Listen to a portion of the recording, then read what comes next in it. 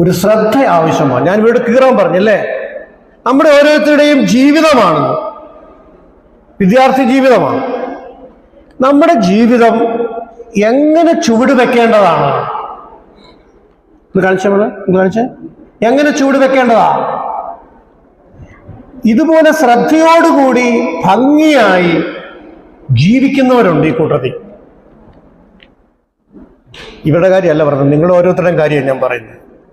ഇങ്ങനെ പഠിക്കുന്ന കുട്ടികളുണ്ട് ഇതിനകത്ത്, ഇങ്ങനെ ചിന്തിക്കുന്ന കുട്ടികളുണ്ട് ഇതിനകത്ത്, ഭംഗിയായി ജീവിക്കുന്നവര്, ദൈവത്തിന്റെ മുമ്പിൽ, അധ്യാപകരുടെ മുമ്പില്, മാതാപിതാക്കളുടെ മുമ്പില് ശ്രദ്ധയോടെ ജീവിക്കുന്ന കുട്ടികൾ ഇതിനകത്തുണ്ട്. ഇല്ലേ മക്കളെ? ഇല്ലേ? അങ്ങനെയുള്ളവരൊന്ന്